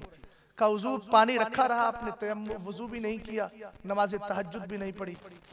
हजरत इमाम शाफई रज़ी अल्लाह ताला अन्हु से इमाम मोहम्मद ने पूछा, आपने क्या किया है? कहने लगे, सरकार मैं तो रात भर नफिल नमाज पढ़ रहा था। कहा ये बताइए, नफिल नमाज आपने पढ़ी है, इसका फायदा किसको पहुंचेगा? कहने लगे, इसका फायदा मुझे पहुंचेगा। कहा आप जानिए और याद रखिए, सहन में इस बात को बिठा लीजिए, आपने जो काम किया है इसका फायदा आपको पहुंचने वाला है। और इमाम मोहम्मद कहते हैं, मैंने जो काम किया है वो मैंने काम अपने लिए नहीं, अपनी कौम के लिए किया है। आप क्या समझ रहे थे कि मैं रात भर एक करवट से सोता रहा? कसम खुदा की एक लम्हा भी मुझे नींद नहीं आई है। मैं सोया इसलिए नहीं था कि मुझे मालूम है मेरी कौम मेरे बारे में सोचकर और मेरे ऊपर एतमाद और भरोसा करते हुए कौम सो गई है, उसे मालूम है हम सो जाएंगे, मगर दीन को बचाने वाला मोहम्मद मौजूद है, दीन को बचाने वाले इमाम अबू यूसुफ मौजूद है। इमाम मोहम्मद कहते हैं, आप ये न समझे कि मैं रात में सो रहा था, कसम खुदा की आज एक रात एक करवट पर लेटे लेटे मैंने कुरान और हदीस से अपनी कौम के लिए 1000 मसले निकाल दिए।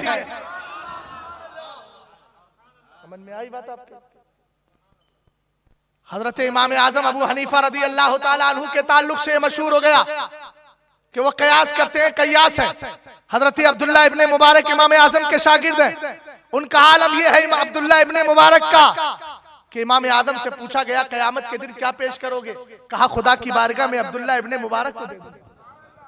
इतने बड़े फकीह भी हैं और इतने बड़े मुहद्दिस भी हैं कि हजरत इमाम तिरमिजी जैसे मुहद्दिस उनकी बारगाह में ज़ानुए अदब तय करते हैं।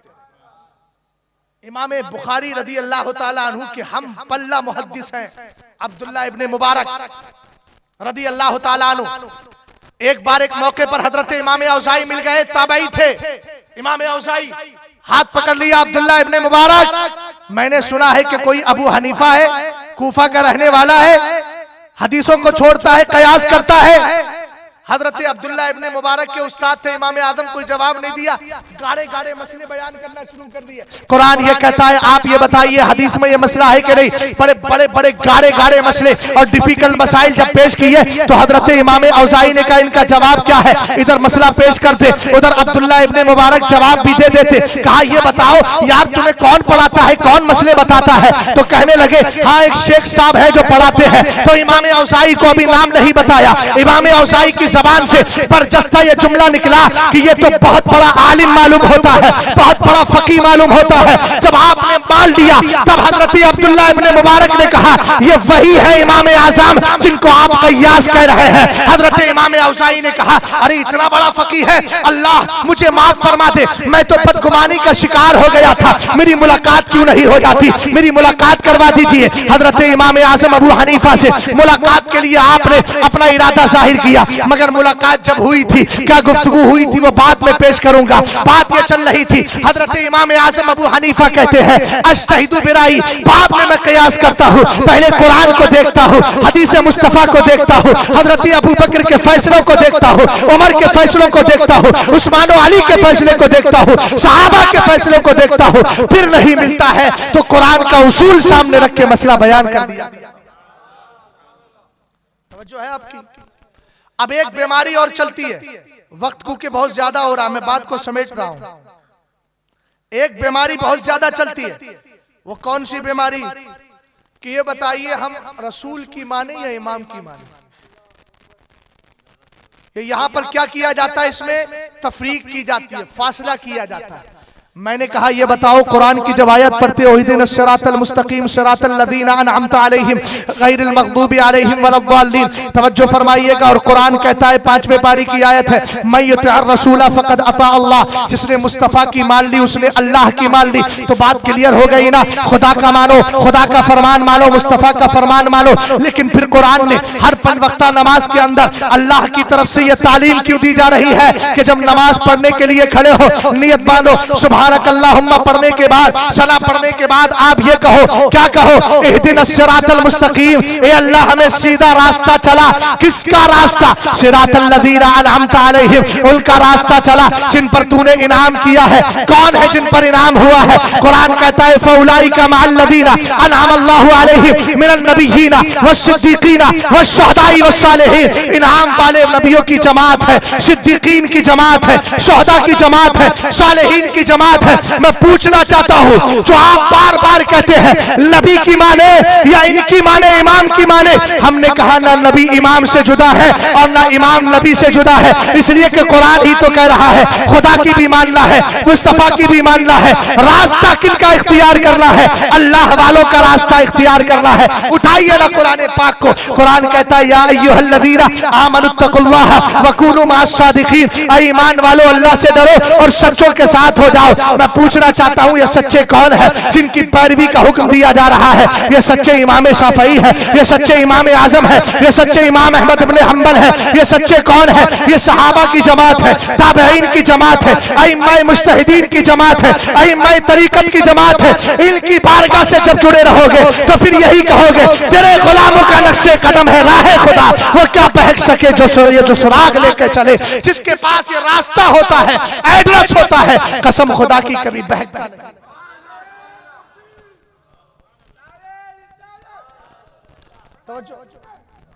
एक बात और कही जाती है, ये मसला बुखारी में है, ये हदीस बुखारी में है, तो इनसे सवाल कीजिए आप। एक बात बता रहा हूं मैं, मज़ाहिया भी और हकीकत भी। अहले कुरान चकरालवी वो कहते हैं कुरान में जो होगा उसको मानेंगे। फमा वजदतुम फिल कुरानी फखुजू, जो तुम्हें कुरान में मिले उसको ले लो और जो कुरान में नहीं उसको छोड़ दो। एक दिन एक चकरालवी अलियाज़ु बिल्लाह गुफ्तगू कर रहा था, मस्जिद में खड़े होकर मस्जिद का इमाम था, कहने लगा जो कुरान में है उसी को मानो, जो कुरान में नहीं उसको ना मानो। तो एक सुन्नी वहां बैठा था, खड़ा हो गया, कहने लगा, कान वाले खड़ा नहीं बल्कि चुपके से बराबर वाले के कान में कहा, इमाम साहब की खतना नहीं हुई है। जुमला समझने का है। ये बात खबर फैल गई, ऐसी फैली, इतनी फैली कि बीवी तक पहुंच गई। जब ये खबर बीवी तक पहुंच गई तो उसने कहा, अजीब मामला है, तुम्हारे ताल्लुक से तुम्हारे मुक्तदी क्या उड़ा रहे। तो उसने कहा कि ये मामला है। दूसरे जुमे को पकड़ लिया गया, लोग बैठ गए, उसको कहा कि भाई तूने ये दावा कैसे किया, ये तो पर्दे की चीज है। उसने कहा मैंने दावा इन्हीं की गुफ्तगू पे भी किया है। इन्होंने ये कहा कि जो कुरान में हो वो ले लो, पूरे कुरान में कहीं खतना का जिक्र है ही नहीं, तो आपने किया ही नहीं। नहीं समझे बात को, बात समझे कि नहीं। अब यही दावा कहते हैं बुखारी में है, बुखारी में है। मैंने कहा ये इतराज तो कुरान पर भी होगा। कुरान पाक में बहुत सारी चीजों का जिक्र नहीं। बताओ ड्रग्स का जिक्र कुरान में है? बोलो। इसी तरीके से और भी नशावर चीजें जितनी है, सुल्फे का जिक्र कुरान में है, चर्च का जिक्र कुरान में है।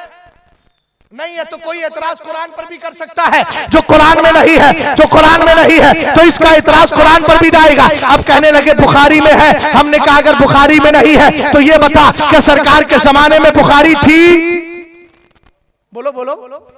ये आपने ज़ाब्ता कहां से निकाला? जो बुखारी में हो उसी को मानो। अभी आगे गुफ्तगू बढ़ा रहा हूं, एक बात इनसे पूछिएगा, बुखारी में जो होगा उसी को मानोगे ना? तो मुझे ये बताइए, हजरत इमाम बुखारी रदी अल्लाह ताला अन्हु ने पूरी बुखारी में कितनी हदीसें लिखी है? सिर्फ आपने हदीसें 9083 या 9008 के ताल्लुक से, एक रिवायत में कहा गया कि 7000 मुकर्ररात को मिलाकर, यानी मुकर्ररात का मतलब होता है जो बार बार हदीसें आ जाती है, एक हदीस पहले आई फिर आ गई, इन मुकर्ररात को मिला करके पूरी हदीसें 9000 है तकरीबन। हमने पूछा इमाम शाफई रदी अल्लाह ताला अन्हु की बुखारी शरीफ में सिर्फ हदीसें हैं कितनी? 9000। और इमाम बुखारी को कितनी हदीसें याद थी? तो आइए उनकी सवाने को पढ़ते हैं। कानल बुखारी आलिमन कबीरा, कहा गया इमाम बुखारी बहुत बड़े आलिम थे। फरमाया इज काना यहफज़ु मिअता अल्फ हदीस सही व मिअत अल्फ हदीस गैर सही। इमाम बुखारी को 3 लाख हदीसें याद थी, उनमें से 1 लाख हदीसें सही याद थी और 2 लाख हदीसें गैर सही। अब बुखारी में कितनी हदीसें? 9000। मुकर्ररात को हटा ले तो बुजुर्गों ने फरमाया कुल 4000। चलिए मुकर्ररात को मिला के बोलते हैं, जो बार बार आ गई, रिवाइज जो हो गई, उनको लगा के 9000 लगा लीजिए। अब आप ये बताइए कि इमाम बुखारी की हदीस पाक जो बुखारी शरीफ है उसको हदीस सही कहते हैं ना? सही बुखारी के नाम से। तो ठीक है, सारी हदीसें सही। इमाम बुखारी को कितनी याद थी? 1 लाख हदीसें सही, 2 लाख हदीसें गैर सही। गैर सही को अभी एक तरफ रखिए, हदीसें सही की बात कर रहे हैं। कितनी? 1 लाख हदीसें सही याद है। और बुखारी में कितनी है? अब मुझे ये बताइए कि इमाम बुखारी ने क्या बुखारी शरीफ में अपना पूरा इल्म डाल दिया? बोलो। हमें पूरा क्या, इसको मैं क्या कहूं, 10% ही आया है। कितना आया? बुखारी शरीफ में कितनी हदीसें जिक्र की गई? 9000 हदीसें। और इमाम बुखारी को याद थी कितनी? 1 लाख हदीसें। तो बची कितनी? 91,000। वो 91,000 हदीसों के बारे में मैं इन वहाबियों से पूछना चाहता हूं। हजरत इमाम बुखारी बहुत बड़े आलिम थे, बहुत बड़े आलिम थे। मुझे एक बात ये बताइए, तुम बुखारी को मानते हो या इमाम बुखारी को मानते हो? अगर कहो हम खाली किताब को मान रहे हैं, इमाम बुखारी को नहीं मान रहे हैं, तो मैं कहूंगा फिर किताब की वैल्यू ही क्या रही? इसलिए कि इमाम बुखारी को ये मकाम इसलिए मिला है कि बड़ी मेहनतें की थी, बड़ी मशक्कतें की थी, हदीसें सही ले लेकर के आए थे। पता ये चला इमाम बुखारी की खाली बुखारी को नहीं, इमाम बुखारी को भी मानना होगा। और जब इमाम बुखारी को मानोगे तो सिर्फ 9000 हदीसें नहीं, आपको 1 लाख हदीसें सही हदीसें मानना होगी। अब मैं आपसे पूछना चाहता हूँ, 9000 हदीसों को इमाम बुखारी ने बुखारी शरीफ में जमा कर दिया, तो 91,000 हदीसें क्या इमाम बुखारी छुपा के ले गए? कभी नहीं लेकर गए। उन्होंने अपने शागिर्दों को बताई, उन शागिर्दों ने उन हदीसों के अलावा जो बुखारी में थी उनके अलावा उन हदीसों को जमा किया, अपनी किताबों में लिखा, उसकी शक्ल में हजरत इमाम तिरमिजी नजर आए और भी दीगर बुजुर्गान दीन नजर आए। 91,000 हदीसों को इमाम बुखारी अपनी कब्र में छुपा के ले जाए, ये तो कभी नहीं हो सकता। क्यों नहीं होगा? इसलिए कि कुरान कहता है इन्नल लदीना यक्तुमूना मा अंज़लल्लाहु मिनल किताबी व यश्तरूना बिही समनन कलीला। कुरान ने कहा जो इल्म छुपाते हैं वो अपने पेटों में आग खाया करते हैं। क्या इमाम बुखारी के बारे में कोई कह सकता है? एक हदीस में सरकार ने फरमाया मन कतबा इल्मन उल्जिमा बिलजामिन मिनन नारी यौमल क़ियामा। जो इल्म को छुपाता है, दीन का इल्म छुपाता है, कयामत के दिन उसको आग की लगाम पहनाई जाएगी। कोई कह सकता है कि इमाम बुखारी ने 91,000 हदीसों को छुपा लिया है? हमने कहा नहीं नहीं, तो 9,000 हदीसें सिर्फ बुखारी में देकर के गए हैं, 91,000 हदीसें सीना मसीना शागिर्दों को देकर गए हैं। तो जो सच्चा इमाम बुखारी से प्यार करने वाला होगा वो खाली बुखारी की रट नहीं लगाएगा, बल्कि ये कहेगा जो सरकार ने फरमाया अल हिकमत दालतुल मोमिन हैसु वजदहा फहुवा अहक्कु बिहा। सरकार फरमाते हैं ये दीनी इल्म तुम्हारा गुमशुदा माल है, तुम्हें जहां मिल जाए छोड़ना नहीं, उसको इख्तियार कर लेना।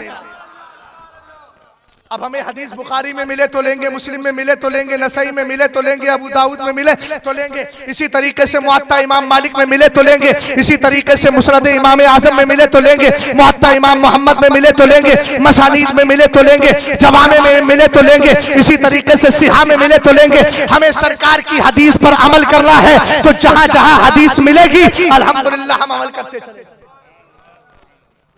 समझ में आई बात आपके? हजरत इमाम शाफई रदी अल्लाह ताला अन्हु के दीवानों, इमाम शाफई इमाम आजम रदी अल्लाह ताला अन्हु से इस कदर अदब व इहतराम वाला ताल्लुक रखते थे कि जब आप इमाम आजम की कब्र पे जाते थे तो अपने मजहब के एतबार से नमाज नहीं पढ़ते थे। कहते थे इतने बड़े इमाम की कब्र पर आकर मुझे नमाज अपने मजहब के एतबार से पढ़ने में शर्म आती है। हमने कहा इमाम शाफई ने ये कहकर एक मसला और हल कर दिया कि बता दिया नबी तो जिंदा है, नबी के गुलाम भी कब्र में जिंदा है। समझ गए आप? अगर कोई ये पकड़े और पकड़ के कहे बुखारी में दिखाओ, तो उसका हाथ पकड़ के ये कहना मुझे ये दिखा कि कौन सी हदीस में सरकार ने फरमाया है कि सिर्फ बुखारी की हदीसें लेना। नहीं समझे बात को? फिर वो ये कहे कि आपके लोगों का एक मिजाज बन गया। नासिरुद्दीन अलबानी नाम का इनका एक मौलवी गुजरा है, उस कमबख्त ने किया क्या है, उसने सारी हदीसों को डिवाइड कर दिया। जो हदीसें हमारी मुस्तदल है, हमारा प्रूफ है, उनको कह दिया ज़ईफ, कमजोर, मौजू, मनगढ़ंत, और जितने अपने मतलब की कह दिया सही, सही, कवी, दुरुस्त।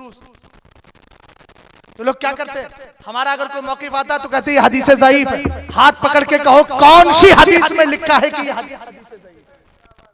तू को अपने आप को अहले हदीस कहता है ना, तो तेरा हल अमल तो हदीस के मुताबिक होना चाहिए। तो हमें यह बता कौन सी हदीस में लिखा है कि इमाम बुखारी की हदीस को माना जाए, कौन सी हदीस में लिखा है कि बुखारी की सारी हदीसें सही है, कौन सी हदीस में लिखा है कि इमाम बुखारी रदी अल्लाह ताला अन्हु की हदीस ही दलील के तौर पर पेश की जाएगी, कौन सी हदीस में लिखा है कि यह हदीस ज़ईफ है। पकड़ के उससे बात करो और उससे पूछो, और ये सारी बातें ज़हनो दिमाग में बिठा कर लेकर के जाओ। याद रखना सरकार ने एक हदीस में इरशाद अलैकुम बिदीनिल अजाइज, तुम पर बुढ़ियों का दीन इख्तियार करना जरूरी है। कोई बुढ़िया तुम्हें गैर मुकल्लिद नहीं मिलेगी, कोई बुढ़िया तुम्हें बदअकीदा नहीं मिलेगी। बुढ़ियों का मिजाज ये होता है साबरे पाक की फातिहा करती हूँ करती रहूंगी। आला हजरत रदी अल्लाह ताला अन्हु ने इस हदीस को जिक्र करने के बाद ये बता दिया, और सरकार अलैहिस्सलाम के सहाबी अब्दुल्लाह इब्ने अब्बास ने भी ये कहा कि अगर आप किसी की रविश इख्तियार करना चाहते हो तो उनकी रविश इख्तियार करो जो तुमसे पहले चले गए हैं, इसलिए कि ओल्ड इज गोल्ड, पुराना पुराना हुआ करता है। इसी मज़हब हक को थामे रहोगे तुम्हें जन्नत की बशारत। एक मसले को मुझसे कहा गया रफ़े यदैन के बारे में, कुछ साल पहले मेरी गुफ्तगू हुई थी और मैंने उसमें क्लियर किया था। आइए आज भी थोड़ा सा मसला वाज़ेह करके गुफ्तगू को खत्म करूं। रफ़े यदैन इसका माना क्या होता है? रफ़ का माना उठाना, यदैन का माना हाथ, दोनों हाथों को उठाना। ये मसला बड़ा मुख्तलिफ फिरा, और सबसे ज्यादा जोर दिया जाता है इन दो बातों पर कि हम नबी की माने या इमाम की। उसका जवाब मैंने दे दिया। दूसरा दिया जाता है कि रफ़े यदैन का हुक्म है, रफ़े यदैन का हुक्म है, रफ़े यदैन का हुक्म है। हमने कहा जब तुम अपने आप को अहले हदीस कहते हो तो सारी हदीसों पे अमल करो। सरकार ने एक हदीस में इरशाद फरमाया कान तक हाथ उठाओ, एक में फरमाया कांधों तक हाथ उठाओ, सीने तक हाथ उठाओ।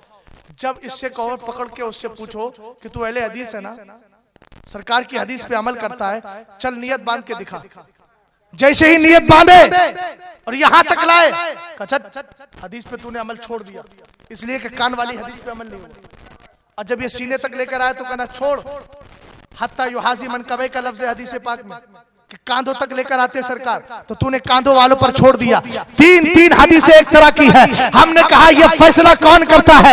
ये इमाम आजम किया करते हैं, इमाम शाफई किया करते हैं। तीन तरह की हदीसें आती है। ये तीनों नहरें हैं, चारों नहरें हैं। अब बताया जाता है इसमें चले जाओ तब भी मदीने का रास्ता मिल जाएगा, इधर चले जाओ तब भी मदीने का रास्ता मिल जाएगा। तुमने तो किसी को भी इख्तियार नहीं किया है। हजरत इमाम आजम अबू हनीफा रदी अल्लाह तआला अन्हु के नजदीक रफ़े यदैन करना जायज नहीं, ममनू है। इमाम शाफई के यहाँ जायज है। मगर ये लोग जो करते हैं, इनसे हम कहेंगे तू इमाम का मुकल्लिद होकर कर, हम कल से तुझसे कोई तारुज नहीं करेंगे। मगर तू तो ये कहता है ना कि हम तो हदीस पे अमल करते हैं, हम किसी इमाम की तकलीद नहीं करते। तो मैंने कहा हदीस पे अमल करता है तो इस पे अमल किया, उस पे क्यों नहीं कर रहा है? अगर सरकार की हदीसें रफ़े यदैन पर है तो सरकार की हदीसें इस बात पर भी तो है कि रफ़े यदैन नहीं करना चाहिए। अब आइए जरा मुख्तसर अंदाज में 2-4 हदीसें आप तक पहुंचा देता हूं। सरकार अलैहिस्सलाम के एक सहाबी है जिनका नाम हजरत अब्दुल्ला इब्ने मसूद है। एक दिन तशरीफ फरमा है, रसूल करीम अलैहिस्सलाम के सहाबा भी है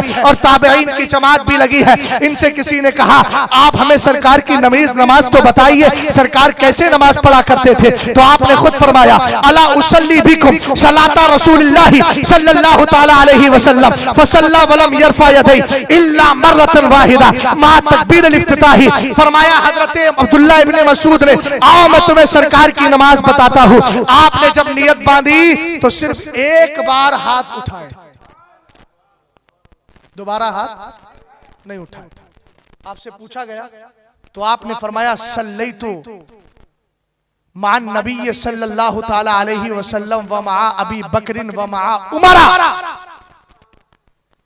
वलम यरफउ ऐदियहुम इल्ला इंद तकबीरतिल ऊला फी इफ्तिताहिस सलाह।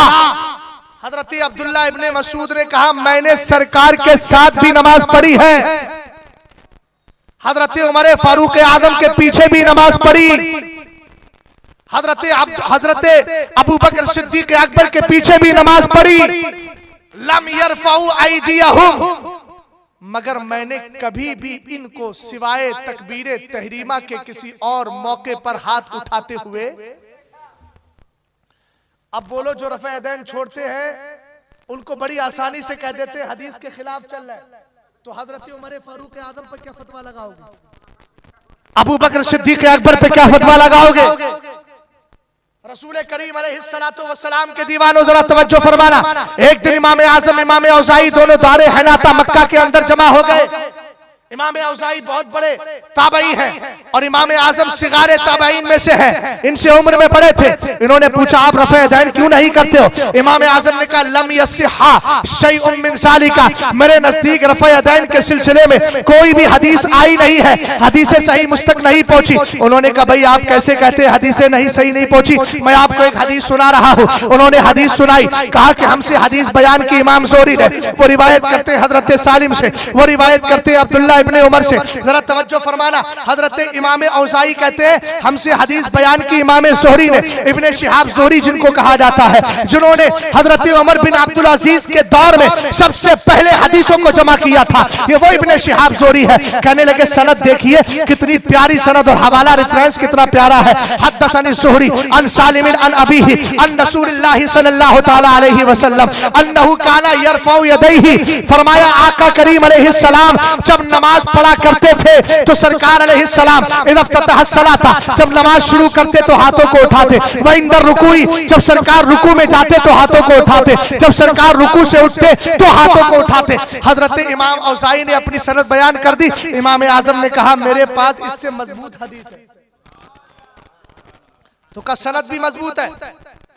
अब इमाम आजम अबू हनीफा रदी अल्लाह तआला अन्हु हदीस बयान कर रहे हैं, फरमाते हद्दसनी हम्माद अन इब्राहीम अन अलकमा वल अस्वदी अन इब्ने मसऊद अन्न नबी सल्लल्लाहु तआला अलैहि वसल्लम ला यरफउ यदैहि इल्ला इफ्तिताहिस सलाह।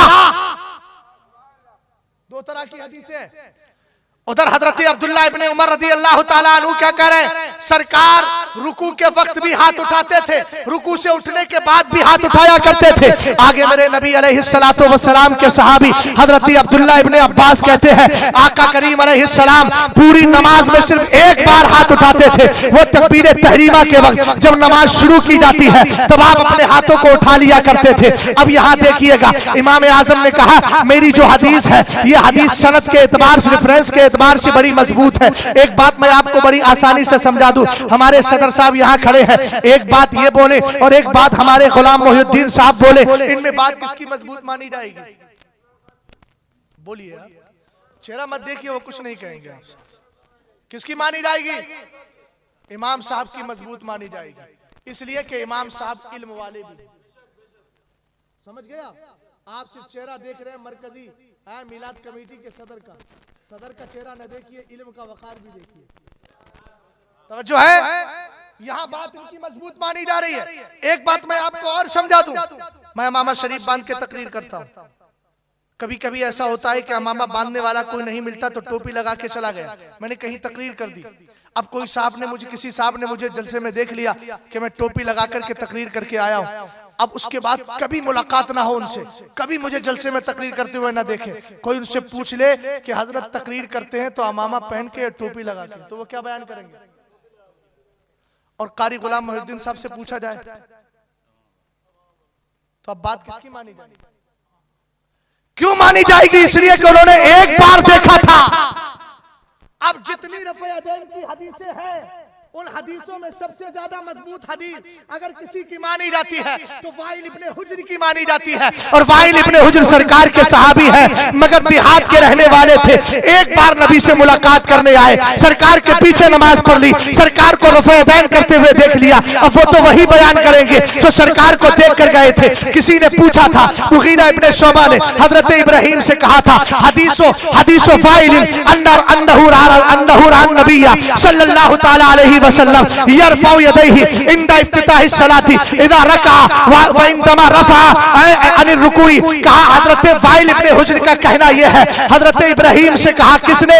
मुगीरा ने कहा कि वाइल की हदीस में यह मिलता है, उन्होंने सरकार को देखा कि सरकार नमाज पढ़ रहे थे तो तकबीर तहरीमा के वक्त हाथ उठाए और उसके बाद आपने रुकू में जाते वक्त हाथ उठाए और रुकू से उठने के वक्त हाथ उठाए। तब हजरत इब्राहिम नखई का जुमला सुनिएगा, उन्होंने फरमाया, इन काना वाइलुन रान नबिया सल्लल्लाहु तआला अलैहि वसल्लम मर्रतन यफअलु ज़ालिका फक़द रा इब्नु मसऊद अन नबिया सल्लल्लाहु तआला अलैहि वसल्लम अल्फा मर्रतिन ला यफअलु ज़ालिका। फरमाया अगर वाइल ने सरकार को रफ़ा-ए-दैन करते हुए एक बार देखा है तो अब्दुल्ला इब्ने मसूद ने रफ़ा-ए-दैन ना करते हुए 50 बार देख लिया। मसला समझ में आ गया? 50 मर्रा। अब बात समझ में आई, अमामे वाली बात सही है कि टोपी वाली बात समझ में आ गई आपको? तो ये इस तरह की हदीसों को लेकर रफ़ा-ए-दैन का हुक्म करते हैं। बस गुफ्तगू खत्म करो। अच्छा, फोन आ रहा है। ये फोन भी बड़े अजीब है, पहले फोन नहीं थे, खतूत होते थे तो कम से कम लंबी लंबी गुफ्तगू, खत आते आते कई दिन गुजर जाते थे। एक हदीस सुन लीजिए, बिल्कुल क्लियर मसला, आखिरी हदीस सुन लीजिए। वक्त आपने बड़ा मुख्तसर दिया और लास्ट में लेकर के आए। जब दिमाग सोने के करीब होता है तब यहाँ आपने मुझे बिठा दिया। खैर कोई बात नहीं, लास्ट हदीस सुन लीजिए। इमाम तहावी शरे मानिल आसार जिनकी किताब है, बहुत बड़े मुहद्दिस थे। सरकार के एक सहाबी हजरत अब्दुल्ला इब्ने जुबैर है, वो रास्ते से गुजर रहे थे, उन्होंने देखा एक शख्स नमाज पढ़ रहा है, बार बार यूं कर रहा है। आपने फरमाया ला तफाल, हाथ मत उठा, पीछे नहीं देखो, मैं किसी से नहीं कह रहा हूं। उन्होंने कहा ला तफाल, हाथ मत उठा। हाथ क्यों उठा रहा है बार बार? तो अब सहाबी रसूल थे, उनका जुमला सुनिएगा, इसलिए कि दीन को सहाबी से ज्यादा समझने वाला कोई नहीं है। उन्होंने समझा होगा दीन को। और जिसको अलहम्दो के अलिफ लाम के बारे में पता नहीं है वो कह रहा है इमाम आजम गलती कर सकते हैं। सुनो इमाम शेख मुहिउद्दीन इब्न अरबी का जुमला क्या है, इय्याकुम वत्ताना अला अहदिन मिनल मुज्तहिदीन। शेख मुहिउद्दीन इब्न अरबी जिनकी कब्र शरीफ दिमश्क के अंदर है, जिनकी कब्र पर हमेशा 40 अब्दाल गर्दिश करते रहते हैं। उनकी किताब फुतुहात मक्किया में लिखते हैं, इय्याकुम वत्ताना अला अहदिन मिनल मुज्तहिदीन, फरमाया किसी भी मुज्तहिद पर उंगली मत उठाना। कुछ लोग क्या वतकुलूना, तुम लोग बोल देते हो, हम महजूबूना अनिल मारिफी वल असरार, कह देते हो उनको क्या पता इल्म के बारे में। इमाम आजम भी तो इंसान है, गलती हो सकती है। कहा तुम कहते हो उनके सामने पर्दे पड़े हैं, कहा कसम खुदा की पर्दे नहीं पड़े हैं। उनका आलम तो यह है कि गैब की खबरें भी अल्लाह उनको अता फरमा दिया। पूरी सनद में नहीं पढ़ रहा हूं, बस इतनी बात पर गुफ्तगू को खत्म कर रहा हूं। तो क्या कहा हजरत अब्दुल्लाह इब्न ज़ुबैर ने, ला तफाल, रफ़ा यदैन मत कर। और फिर आपने एक फैसला करने वाला जुमला इरशाद फरमाया, इन्ना हादा शैउन फ़अलहु रसूलुल्लाह सल्लल्लाहु तआला अलैहि वसल्लम सुम्मा तरक, फरमाया जो रफ़ा यदैन तुम कर रहे हो ये सरकार ने कभी किया था फिर छोड़ दिया था।